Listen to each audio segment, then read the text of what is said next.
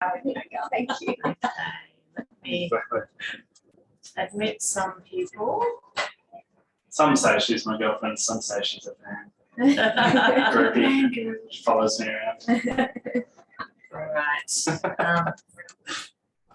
Well, I will start proceedings, I think. Okay. Okay, I'll just talk. Because COVID, we're not supposed to share microphones. Okay. Hello and welcome to Avid Reader. I'd like to start by acknowledging the traditional owners of the land that we're meeting on. In this area, the Yagara and the Turrbal people, and I'd like to pay my respects to elders past, present and emerging. Also like to acknowledge that we're zooming out onto the lands of many different Aboriginal peoples, and I'd like to pay my respects to the elders past, present and emerging of the lands that you're zooming in from. This always was and always will be Aboriginal land, and sovereignty was never ceded. So tonight it is my great pleasure to host this event and to kick off the Easter season with some Easter reading. We are going to put a link in the chat function for those of you on Zoom where you can purchase a copy of the book from Avid Reader. So that will appear, and that chat function is where you can actually you can purchase the book, and you can also ask us questions at any time. So please feel free to type a question into the chat function whenever you like, and we will ask those questions at the end of the event. So tonight it is my great pleasure to introduce you to Jan Kent, who was originally from Rockhampton, very close to where I went to school, Gladstone. So Jan spent more than 40 years teaching English and all aspects of writing in Australia and overseas. Her practical experience has been diverse. She's worked with published and emerging authors, proofread and edited magazines, university assignments and research projects. She first began working with James on his debut novel, Drawn by Water, a thoroughly enjoyable yet dedicated process. James was delighted to work with Jan a second time in bringing his latest novel, Finding Amelia, to life. She sits here tonight to discuss Finding Amelia with James and the process they underwent together to complete this work for publication. And of course, we have James Wayne, who is a native to the Sunshine Coast. James has spent most of his adult life living in the Americas after first acquiring a bachelor's degree in Spanish literature in the US. He spent years in South America studying and working before travelling to Asian Pacific and Africa, providing him with a wealth of understanding of the places and people that live there. Now home in Australia, James uses these formative experiences to influence his writing. He continues to immerse himself in new cultures and destinations, bringing these places to life for you and every new novel. Everybody welcome Jan and James.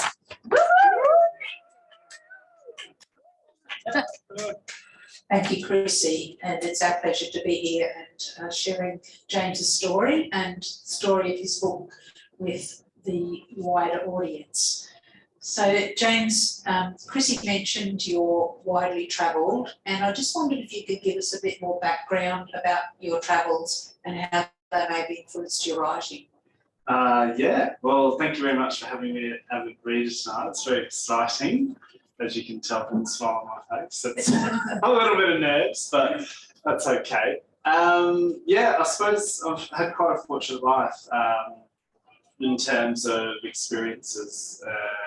I grew up in Gympie on the north of the Sunshine Coast, if it counts as the Sunshine Coast, on a farm. And then my dad was from Cairns and my mum was from the United States. And so as I grew up, the family decided to move to the US, and even though my family moved back to Australia, I ended up staying on and going to university there. And that was pretty much my first foray into different cultures. I know it seems like the US and Australia are very the same, but they're very different in a lot of ways, culturally, linguistically, historically.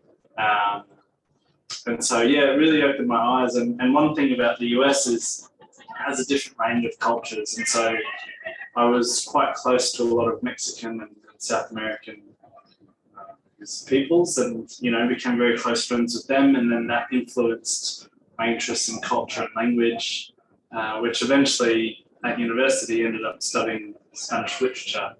which in order to study Spanish literature, you first have to learn Spanish. So all of that, a couple of years learning the language, and then you start reading the books of some of the famous authors like Gabriel Garcia Marquez, Jorge Borges, Neruda, really iconic literary figures in the Spanish world. And then an opportunity arose to actually go to South America and live there and study there at the university. So I did that, and then returned to the US to finish my degree. But then from connections I'd made, I got offered a job back in South America in Patagonia. So I packed up my bags and said, see you later, and moved back to South America, to a different area in the very bottom tip of South America. And whilst I was there, travelled extensively, backpacked like every Australian does, and went up through Peru and Argentina and Ecuador. And then, I mean, that just kind of drives this thirst for more, I suppose.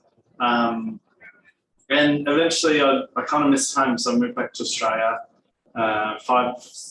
nearly 6 years ago now. But fortunately, I managed to, this is a long-winded story, so fortunately I managed to acquire work with a South American company or travel company, and so I'm still heavily involved, and we get to go over there quite a lot, and then that, being home in Australia, it opened up other opportunities to seek culture and seek places. So I ended up going to the Pacific, going to Africa, and traveling my own country. During 2020, during the pandemic, I think I traveled throughout more of Australia than I had in my entire life combined. You just try and dodge the state border controls, right? You can't go to Western Australia, so then you go to the Northern Territory, and we probably covered 20,000 kilometres. But it opens your eyes to how diverse and amazing this country is as well. So I guess to answer your questions, I have been quite fortunate, and I really, the way I write, it's a fiction story, but it really draws its cards from reality. The places I visit, the people I see, the situations I'm involved in. And it just kind of gives this authenticity. So, it's a lot easier to draw inspiration from stuff I think. And it's a bit more interesting. You can make up interesting parts, but if it's set in reality, I find that's quite inspirational in its own right. I think the fact that you've travelled so much is really evident in your book, because it comes across as the fact that you have such a broad knowledge base for your characters and for the places, and they really come alive in your book. And I think the fact that you have all of that in such a short life, could I say, for such a young person, it's quite astounding that you've done so much. And I think that really comes alive in your book. In your books, could I say, as this is your second book, but we'll come back to your first book a little later. So what interests me, James, is why you wanted to tell this story. Well, I love writing, so I wanted to write another book, but I was provided an opportunity through certain people I know. I don't know how to describe this, that have lived through certain situations that I thought was quite important to tell, and it tied into some ideas that I had already. And it started out as just an idea and trying to find inspiration, and I had some close friends that opened themselves up more so to me than I think they have to nearly anybody else, and the trust there is quite significant. And so I don't think it really hit me till I started writing the story, though, because you're kind of given a lot of responsibility, but at the same time it's a fiction story, so you do have creative kind of license, but you don't want to do it in injustice. So it ended up being, for me, a bit of a journey writing it, because in order to understand what the main character was going through, I really had to dive into it, and it's quite raw Yeah. And me in my personal Comes life, I across. haven't really gone through that No, stuff. no. So Well, we hope not. no, so it was a bit eye-opening and a bit emotional, but it was quite powerful. But I think it was an important story to tell.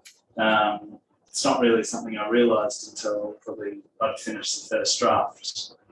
But it's a nice story. It comes out in a very positive.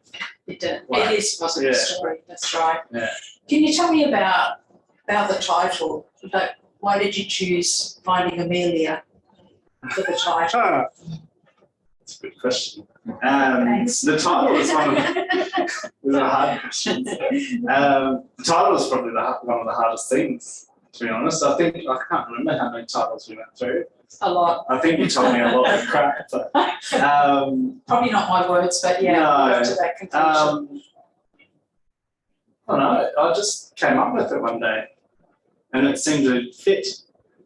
That's the short answer, isn't it? It does, because it's succinct, and you think, why Finding Amelia? So, Well, and that's it. Yeah. It kind of raises a bit of curiosity, doesn't it? But no, because I've had a few different names. Some you're like, oh, you're just trying to explain the book. Some didn't make sense.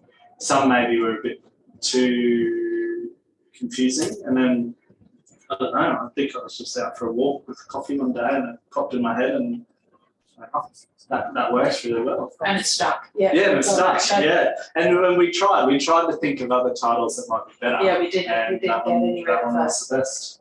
And you've been particularly happy with the cover, and can you explain why the cover explains the story or leads the reader into the story? Because you were really excited. I remember when the cover came out, you were like, oh, got to have a look at this, and you were really excited by what the artist had done with your ideas. Can you explain how the cover really tells a story in just that image? I think you have to read the book to figure that out. Look,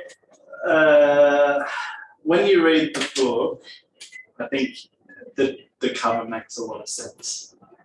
I think when you haven't read the book, and I don't know, I haven't really asked the question, but because I know the book, but it feels like it draws you in and it also makes you wonder what's going on. And you learn the answer to that when you actually read it. Yeah. So yeah, fantastically enough, the designer and the publisher, you basically how it works is you give them an idea, and I'm not an artist, so they take that idea and they turn it into something. You describe your book, you kind of give ideas of what you're thinking and what you're hoping for, and then they come out with something like this, which is a lot better than I thought. Well, a lot better than what I'd described. So, it really goes to credit the designers and what their imagination can lead to. The book has two different settings. Can you tell us how your extensive travel has given you the ideas for these settings? Maybe you could tell us a little bit about the diverse settings that you've used in this particular book. Yeah, okay. So it's mainly set in New Plymouth, in New Zealand, which I wouldn't be surprised if nobody's ever heard of New Plymouth. It's a long story, but essentially we lived in an Airbnb for 6 months in Brisbane, and the lady was from New Plymouth, and we were planning a holiday to New Zealand, and she's like, you have to go there. It's this amazing seaside town. It's near Raglan, which is a surfing mecca, and I love surfing, and it has this kind of architectural bridge that kind of is lined up with Mount Taranaki, which is a live, not live, it's a dormant volcano that kind of encompasses the peninsula. And so we just went there for that. But then when we got there, we loved it. It was just this perfect little New Zealand seaside town. And then when I was writing the book, I couldn't really think of a better setting, because it wasn't like this picture perfect place, but it had a lot of character to it. It had good, it had bad, it had rich, it had poor, it had some of this dramatic setting because it was a bit cloudy and it's surrounded by ocean and it's overshadowed by this mountain that kind of signifies it's quite significant. And actually, my partner and I had an encounter with a young lady when we were just out walking that actually inspired the book and the character of the book. So it really goes to show that travel can, really have an effect on your life and inspire you. The other part is in Africa, which seems odd, but I'll leave the mystery to the book. Outside of writing and work, I like doing endurance events, and so I went to Tanzania to walk from the ocean to the top of Mount Kilimanjaro. As you do. As you do. I didn't go on a safari, didn't see any animals, but I spent 3 weeks in pain, so that's all right.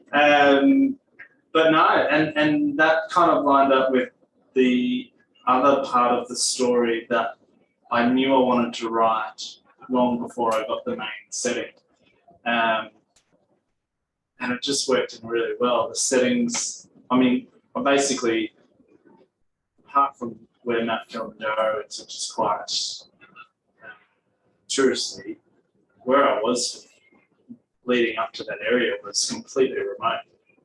So it really gave me a perspective of what Africa really was like. And so part of the part that's set in Africa is actually set back in the colonial times. And so I was able to incorporate some pretty detailed descriptions of the scenery and the environment and because it's a lot of it's gone really unchanged in 60 years, right? It's still a very undeveloped country, or it's developing. So a lot of the tracks that were built, the train tracks that were built by Germany in the 30s are still operational. The massive farms and the local tribes, even though they've got a national language, they still all speak their local tribal languages, and a lot of them had never seen a Mzungu, which is a foreigner or a white person before. So, it was, and I find that's why I incorporate travel into my stories, is because the settings, the two things I really want out of my writing is to really nail the character in terms of who they are and nail the setting. And I think if you actually know what you're talking about, you can give those specific details that make a reader feel like they're actually there. I think that comes across really well in the writing. But did you need to do much research for that, or was it just your own experience? No, it's pretty much my own experience. Well, from the setting perspective, it was my own experience. I only set the book in places I've actually been to. There is one tiny section based in Scotland that I haven't been to, but one of the people that inspired the story is originally from there. So, I was able to gather that data. But no, I've only included places I've actually been to. And within the writing, the transition from one setting to another, how did you achieve that? Good editor. Gee, thanks. Yeah. No, well. So the reader needs to know that they're in one place or the other, and Yes. particularly with the time changing. So how did you make that happen? Well, I tried to make the story as fluid as possible, so it transitions really well. But one of the lessons I learned from my first book is you have to be quite blunt. So, when the setting changed in different chapters, so certain chapters are based on a certain setting, it doesn't change randomly. Yeah. So I was able to set the setting by just referencing at the start of the chapter so that it could be easily followed. Yeah. And that helps a lot. And in writing it, I try to make it as fluid and obvious as possible, but just having those notes really help. And because these are real places, how did you ensure the authenticity? Because if there's someone that was from that particular place in Africa or from New Plymouth, if there was a little, something that didn't quite fit with those places apart from your experience. So as an editor, I couldn't tell whether those buildings in New Plymouth were really like that. So it was just your experience? Yeah, I tried to get it right. Yeah. But at the same time, it's fiction, so I'm allowed to make things up. I tried to nail as much detail as possible. You're never going to get 100% right, but at the same time, yeah, I don't have to be No, right. that's right. But I'd hope that, Author's you know, license. if somebody from New Plymouth read it, they would be, you know, satisfied of the place and proud, I guess, of having that representation. So, yeah, because when we travel, we like to really get out and about. So, and I ask a lot of questions and I talk a lot to people, as you can probably tell. So I try and gather a lot of stuff. So, yeah. And the characters in your book, they're quite diverse, but their connection is really obvious. So which characters maybe in the book are you most proud of? Good ones. No, all of them. The main character especially, I think she's the one. Main character is this one, by the way. She's the one that I really drew inspiration from a real person. Everyone else I kind of made up. Yeah. I took some inspiration from different stories here and there, and certain personalities I gathered from, you know, people I might know. But this character in particular, it's tried to do it justice for the person that it represents, and I think I did. I mean, I was told I did. So she was a real person when you met her in the first place. Part of it. I mean, the character is built on a couple of different people, but the experiences that the character went through are mostly based on one or two people. So, you know, I tried to make, you know, I think that's the one I'm most proud of.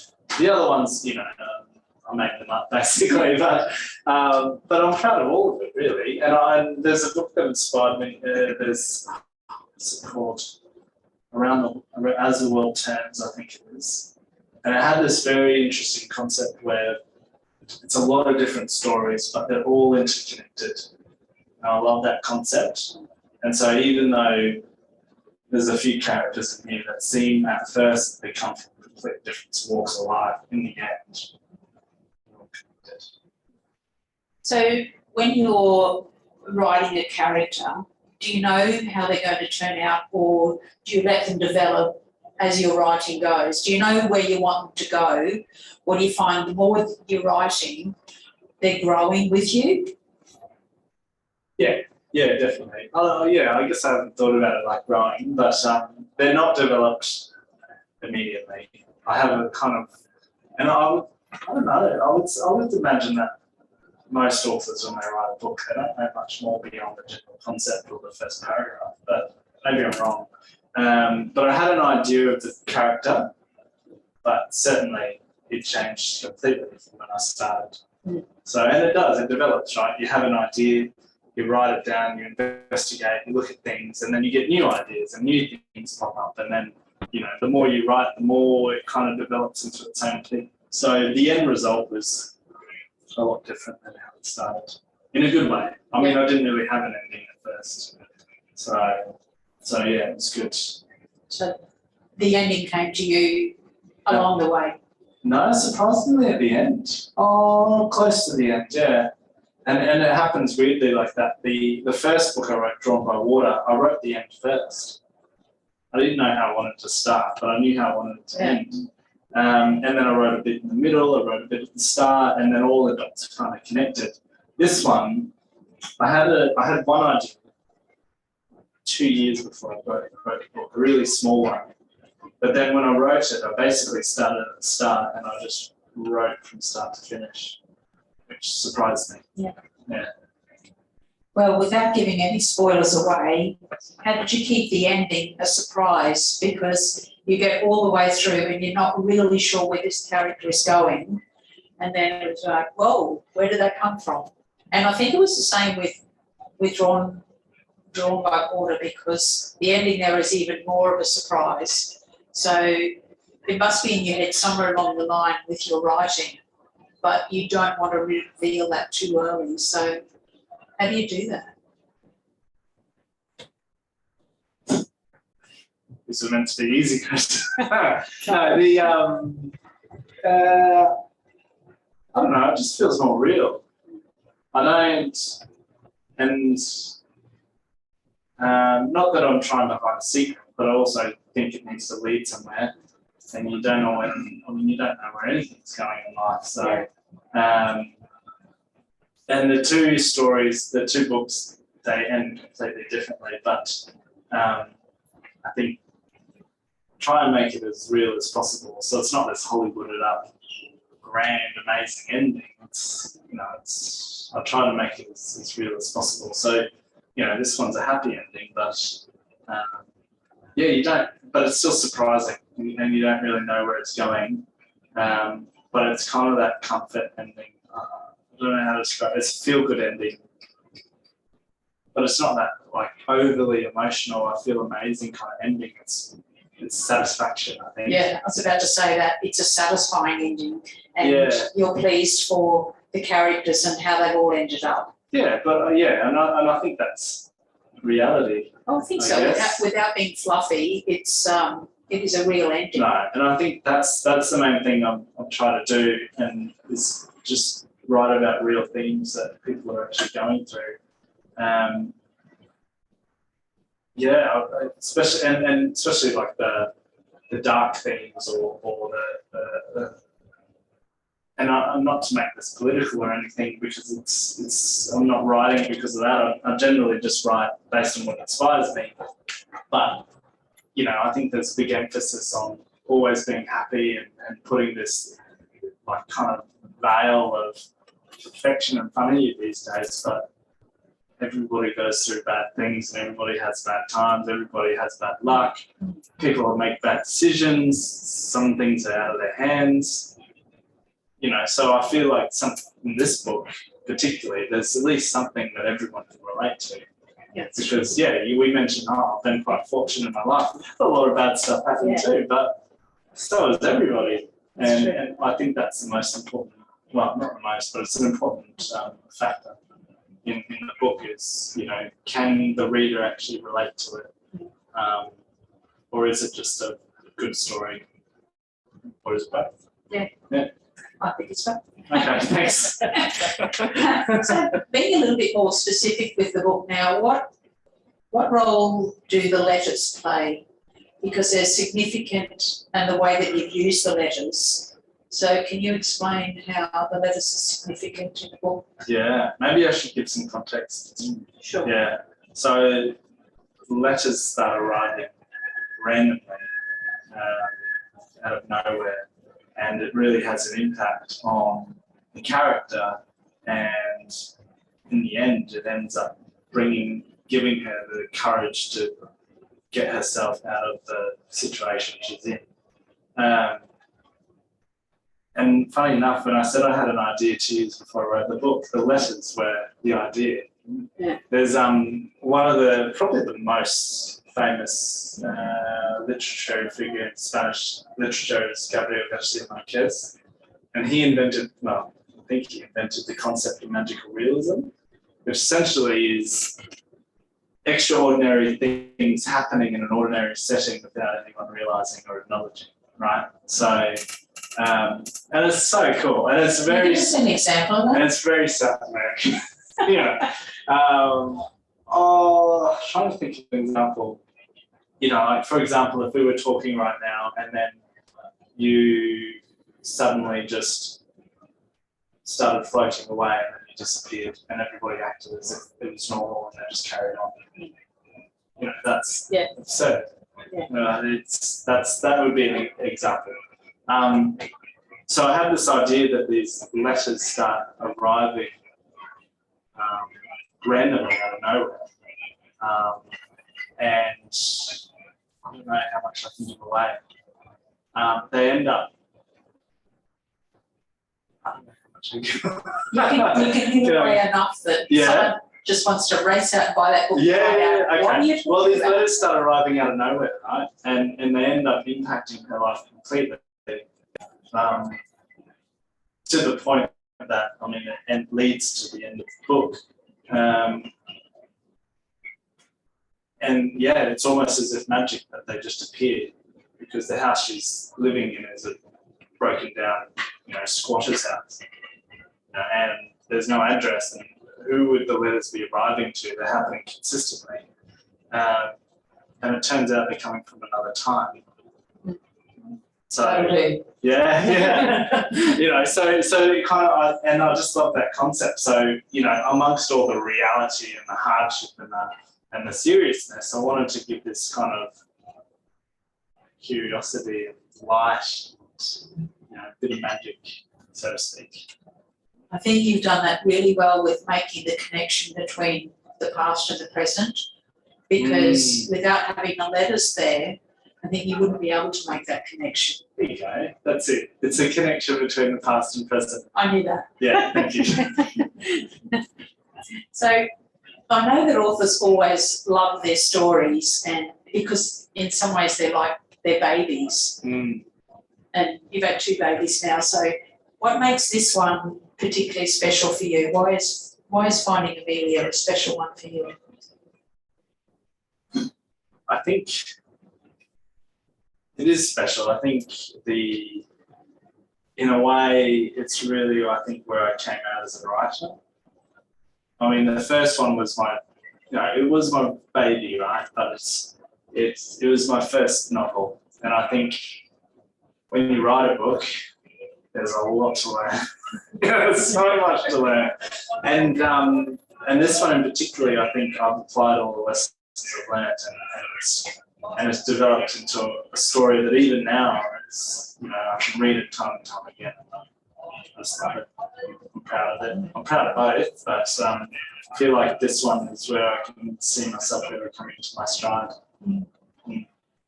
As this is your second one, do you find it easier or more challenging to follow on from the first one, because you kind of cut your teeth on the first one, but then you had something to strive for with your second one? So is that easier or more challenging? It's the same, I think. I don't know, I never really thought of it like that. I just love writing. So I just sat down and I had an idea, and I mean, for me, I don't sit down and I've like got 2 hours, so the ideas just flow and then the 2 hours cut off and I'm done. No, and I don't think it happens like that for a lot of people. I'll just have an idea randomly, and so I write it down before I forget, and eventually you get enough ideas, and when you do allocate time, you put them all together and you start writing the parts in between. Listen to an interview with what's his name? He wrote the Jack Reacher series. Does anyone know that one? Is that Lee Child? Lee Yes, Childs. thank Lee you. Childs, thank you. you. Yeah, and he was talking about a funny experience where he got a BBC journalist wanted to know his process, and at the end of the week, the BBC journalist was very frustrated and annoyed.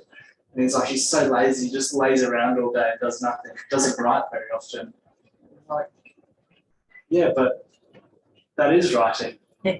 You have to think of ideas. 90% of the time you're thinking and you're It's creating these thinking, words, and then the writing is just getting them out of your head. And I found that was really true. I mean, I walk a lot, I drive a lot for work, and that dead time when you're in your own head, I think that's your mind processing. And for me, that's when the ideas would just pop out. And I have notes on my phone and I just write hundreds of them down. And then, you know, I try and actually COVID happened during this. And so I was furloughed from work for a while. And so I had a lot of time on my hands. So basically, for 4 months, I would walk and then I'd write every day. Walk, write, walk, write, walk, write. Then I'd walk, and everything I'd think of while I was walking, I would come home, write it down, and then the story developed. So no, it wasn't a struggle. It was just an experience. It's just something I enjoyed. I think I was naturally a better writer because of the first book. But I think that was just from experience, added skills. I don't think it was because I tried any harder or I had any particular inspiration that was different. Do you want to tell us a bit about your first book, which is Drawn by Water? Because I've got a few questions about that. I know we're talking about this book today, but you as an author, you know, it's all tied up with your 2 books. So can you tell us a little bit about Drawn by Water? Yeah, so Drawn by Water is a journey of a young Sunshine Coast-based girl that basically her one and only love in her life, her father passes away, and it's really the journey of her processing that, which is a steep tumble down. But then she ends up finding out where her dad actually comes from and who he really is and who his family is, and that kind of journey to reconnect with his family and bring her back, I guess, from and help her get over the death of her dad. That story, that part of the story was invented, but the nearly all of the inspiration and characters from that story came from my actual life. So it's set on the Sunshine Coast in Chile. I lived on the Sunshine Coast. I lived in Chile. Apart from the main character, all the supporting characters are based on real people, based on real personalities. In some regards, I used the real names, so I had to ask permission. So yeah, it was a very personal story, but I think as a debut novel, that was the best inspiration I had. So, and that was the first time I thought, I love writing, I love reading, I love literature. Always wanted to write a book. Let's give this one a go. And so, yeah. It comes across because the people are real, and because we're real people that are reading, then we can relate to the characters and you can find a little bit of yourself in one or other of those characters. Definitely. And the contrast between Chile and the Sunshine Coast is very different culturally, from landscapes and everything. But it's, and that's, I think, where I really emphasise the fact that I wanted to, be as descriptive as possible, because I have a lot of friends on the Sunshine Coast, live on the Sunshine Coast. If they read it, they can kind of call bull. They can on it. So, but I think I nailed it. I mean, I wrote it from my own experience and what I love and my experiences, culture, linguistics. So yeah, it turned into something I'm proud of and something I was happy to share. And I think the fact that they are set in places that you're so familiar with and that you obviously love, then the reader really gets drawn into the fact that these are real places. And I think that is a big attraction with both of your books. I hope so. That's the idea. So. Another thing I'm intrigued with your two different books is that your name seems to have changed. Yes, it did. He's James Wayne in this book, but he wasn't James Wayne previously. Do you want to explain a bit more about that? Yeah, well, it's simple. My last name is McAloon, and nobody knows how to spell it. Half the people don't know how to say it, so it's going to be very difficult to look up. And Wayne is my middle name, and James Wayne has a very nice ring to it. It's easy to spell, it's easy to remember. And so for this book, I decided to change my pen name to James Wayne. It's enough. We can spell that. It's a practical choice. Practical. Yeah. And can you tell us what you found most challenging about writing this book and getting it finished? Because I think there are probably a lot of people listening that are writers themselves, and it always seems like such a long journey. So what did you find was most challenging that other people can relate to? I can see lots of nodding heads here. Not with this book, but with the first book starting. I mean, that's a big step, right? You get the courage to actually start writing a book. This one, I'd already written a book, so I wasn't, I was already over them. But what I did was I figured, all right, I'm going to give it a crack and I'm not going to tell anyone. Because I didn't want to be one of those people that said, I'm writing a book, and I didn't. But once I had the first draft done, no matter how good or bad it was, technically I'd done it, so then I started telling people. With this book, I think the editing's always hard, but in a good way, because basically you have to analyse 300 pages and make sure you get every tiny detail right. But you want to get it right. But it's quite tedious and it's quite hard, and some of the themes are not always pleasant, or sometimes put a lot of personal stuff in there, or and just really getting that every tiny detail right in a way that also when you read it, it makes sense and it flows, and it's rewarding, but it's very difficult. So, and then the publishing thing is a whole different level. But yeah, I would say getting every single detail right, because it's easy to have a story and it's easy to be inspired and write things, but then when you have to get literally every T crossed, every I dotted, and then you read through it and you try and make every sentence a little bit better, or you change how it's written, or maybe you've written something twice and you didn't realise it, or there's a lot involved, and so an editor is very important. But also somebody else to read it and give you fresh eyes, because you live in the book, so sometimes it's hard to see things. I think that's why, and not that it made it easier, but I think we had an advantage in that we worked together on it in the editing process. So you've done all the hard yards with the writing, but the amount of time that we spent working through, checking an idea, hundreds of hours, but it was a very close relationship that we were able to work together on the book. And it's good. I learned a lot about the writing process in that. And one of the things I was going to say, sorry to cut you off, but one of the things I still remember and tell people is there was one part where you read it and you're like, I don't understand. And so I explained it to you, and you're like, yeah, but it's all in your head. It's not on paper. So sometimes, well, a lot of times it's really good to have somebody else read it and understand, give you feedback, because they don't know the story, because there's so much more in your head. You're involved, but you're not the one reading it. no, it's true. And is that what you've learned mostly through the writing process? That your ideas in your head aren't the same as the ones that are on the paper? It's a good life lesson. It's not just in writing, but in life. I learn a lot of things in the editing and kind of publishing process, but that's definitely one of them. It's nice to be creative and have great ideas, but at the end of the day, you have to develop a finished product. And for a lot of artists or a lot of writers, it's not always easy. And a lot of time, it's a bit of a blow to the ego. So you have to be quite tough-skinned, and but what you get in the end is so much better. It's such a more polished product, I guess you can call it, than how it ends when you first write it. Do you have an audience in mind while you're writing, or do you just hope someone will read it? That's harsh.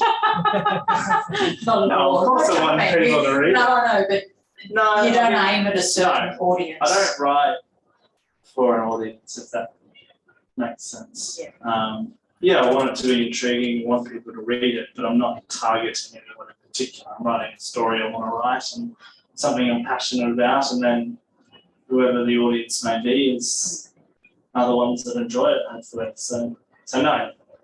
It has a wide appeal because I think the travel that's incorporated in there, but I think for me it appeals a lot more to younger people, because it's a lot of the challenges that the characters are going through are similar to what a lot of younger people will be going through. Yeah, I'd agree with that. I think a lot of themes, well, I think it's quite universal, but I definitely think there's a lot of younger people that are going through the same issues of depression, anxiety, abuse, neglect, all that kind of stuff. It's always existed, but it seems more prevalent now than ever. It's probably a long answer to this short question. What do you hope that readers will take away from reading your book? I don't know that I have an answer. What will they get out of it? Yeah. It's like the message. There is a message there for the readers. Yeah. I guess the message is everybody goes through hard times, but we all have a choice to get out of it. And it'll get better. A lot of things are out of our hands. Some things aren't. We have the ability to change something. We can just know that you can take control of that, and the things you can't, well, persevere and nothing really lasts. I've found that in my own life. There's when you're going through hard times, it feels like the end of the world and nothing, this is it, it's never going to get better, but that does, you know, and same with the good times, they never last forever, but yeah, I think in terms of a lesson, or I suppose a point, that's what people get from it.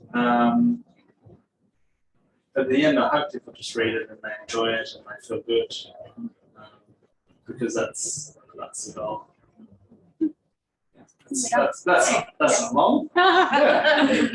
Great. Well, we've got time for questions from the audience, and if people on the Zoom call have any questions, make sure you type it into the chat function, and that'll be passed along to me.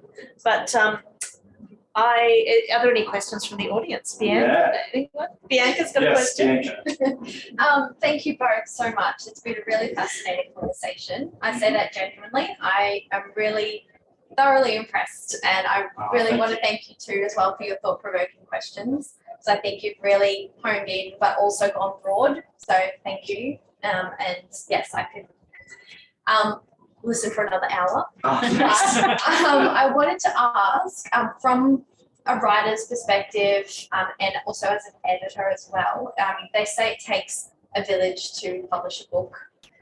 I want you to tell me a bit about who your village is. So maybe who's your first reader? Do you have a writing group?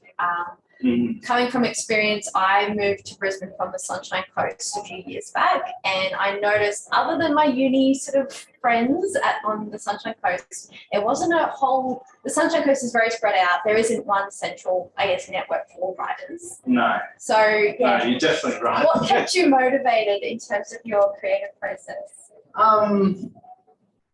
It's a lot to unpack there. I suppose it definitely takes a village. Not so much to write the story, maybe, unless you're getting inspiration from certain people. Actually, I take that back. It takes a village to the whole thing. So what I mean by that is, you know, real people in my life inspired this. Certain people I had to spend a lot of hours with researching and finding things out, gaining their trust, learning about things they didn't want to reveal, which is quite an emotional process. And then the editing, you know, hundreds of hours editing. You want to get outside perspectives, friends and partners and relationship reading, giving feedback, honest feedback too. And then finding a publisher, and yeah, it's hard work, and it's the end. It's it's kind of like a movie, right? The actor gets all the credit, but really it took 1,000 people to make a movie, so it's very similar. Yeah, Sunshine Coast, it's pretty spread out. There's lots of really good bookstores and writers and readers, but there isn't that. Well, for me, I don't have that community sense. But it never really stopped me.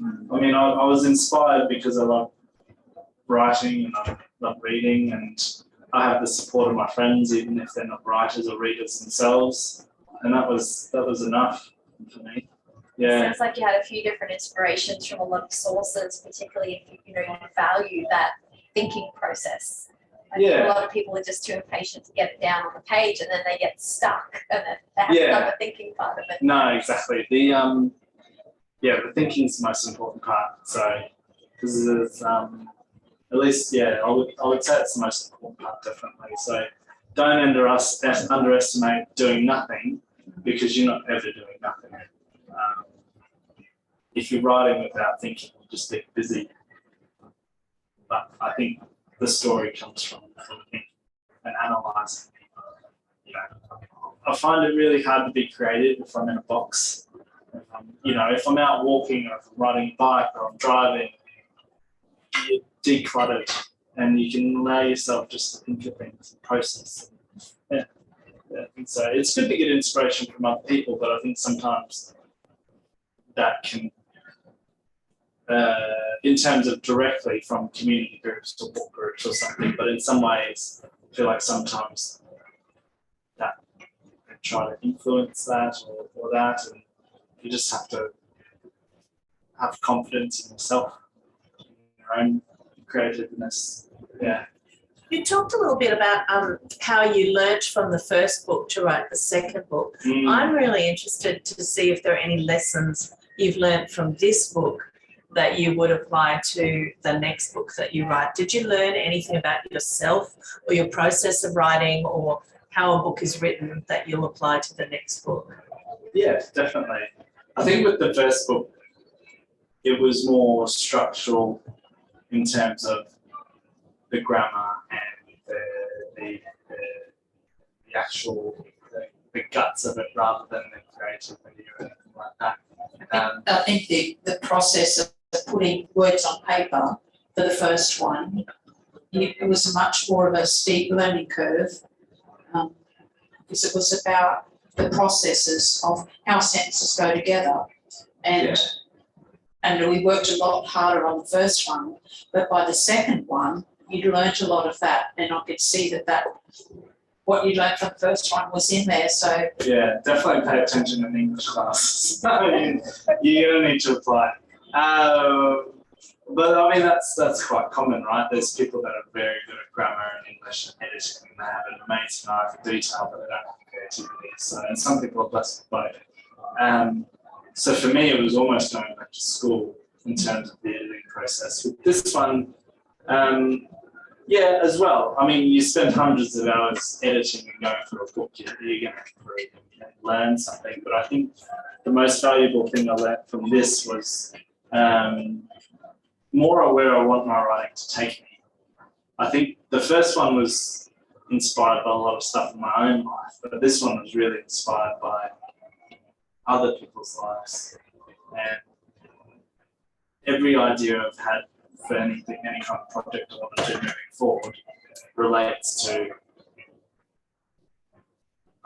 what's a non-cliche, cheesy way of saying this, but describing, I guess, the human condition and telling the story of people through personal stories. You know, in a fiction, because I don't know, I've got some non-fiction ideas, but I like fiction because you can kind of have creative license and just make up things and make it more fun. But set in a way that tells a story, tells a story that could or is real. Questions?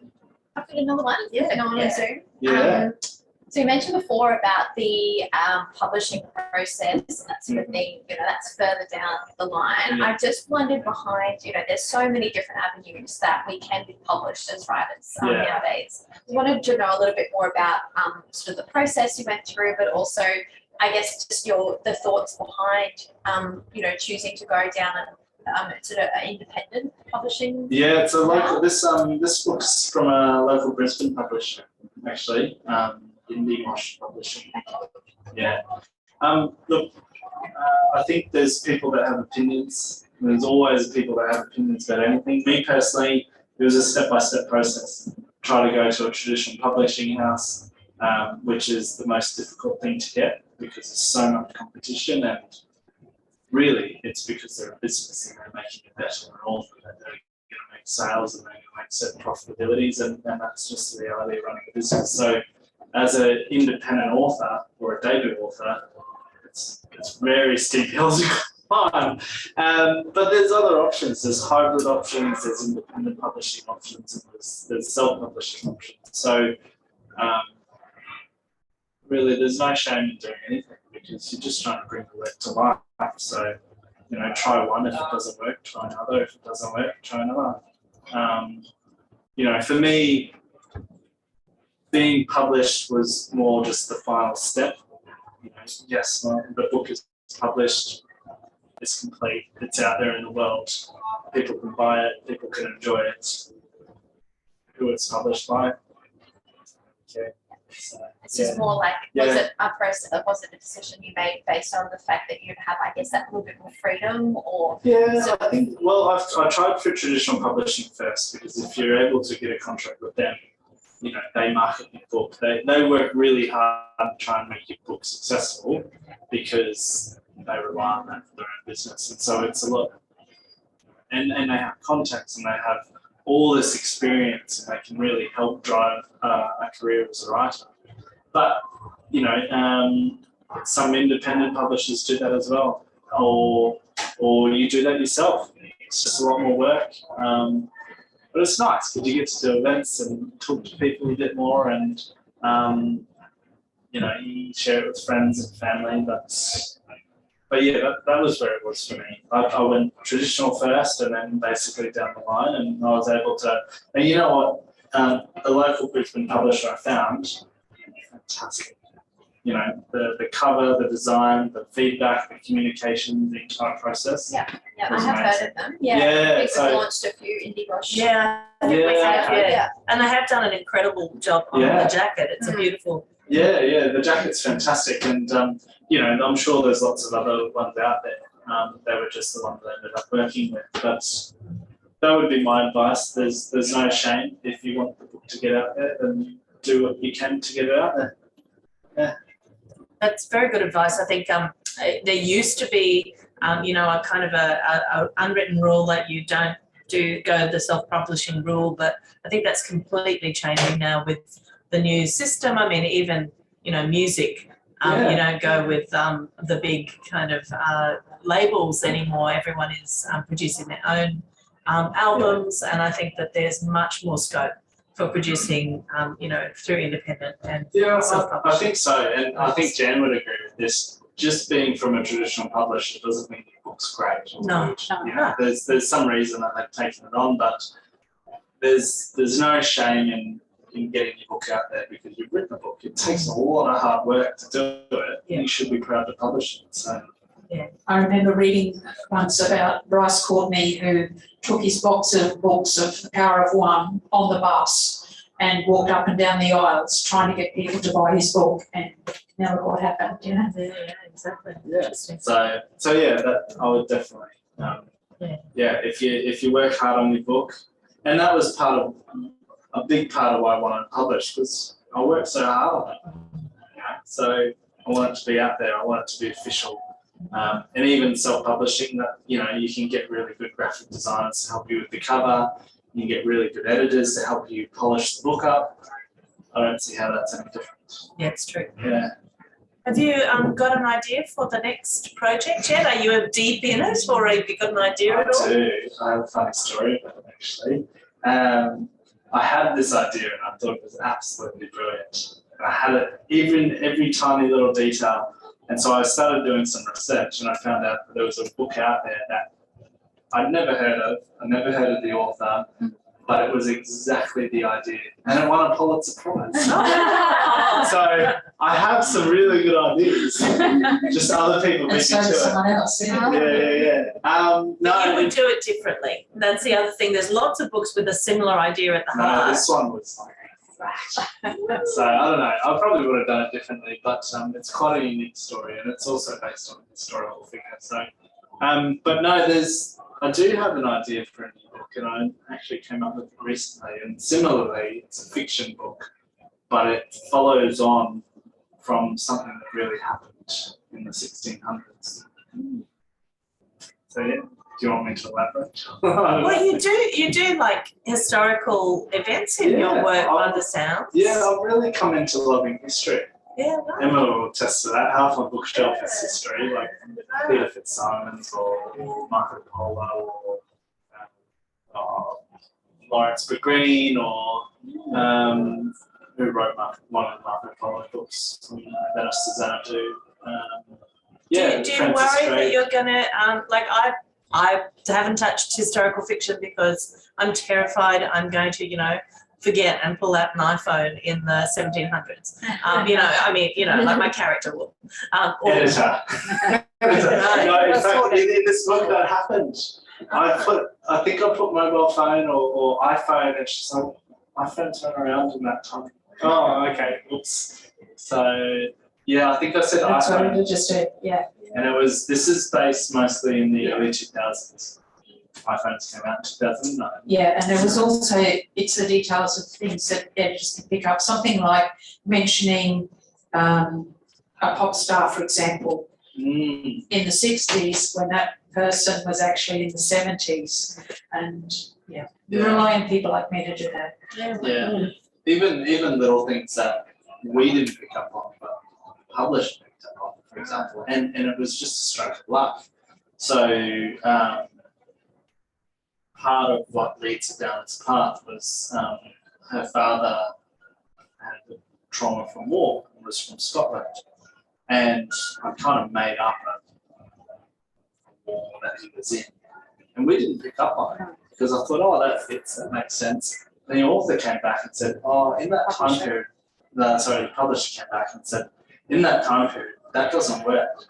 My dad was actually from Scotland in that exact time period, and he was a soldier in the Troubles. I was like, oh, all right. So little things like that. So it takes a village. I didn't realise that. My editor didn't realise that, but somebody I just met seemed to have a connection that directly related to the book, and they could add that bit of authenticity. Well, congratulations on the book. Congratulations on bringing it to us, and good luck with your next project. Thank you very much. So thank you Thank you. both for being with us tonight. Thank you. Thank you very much. Leave the meeting here. Did any questions come in there?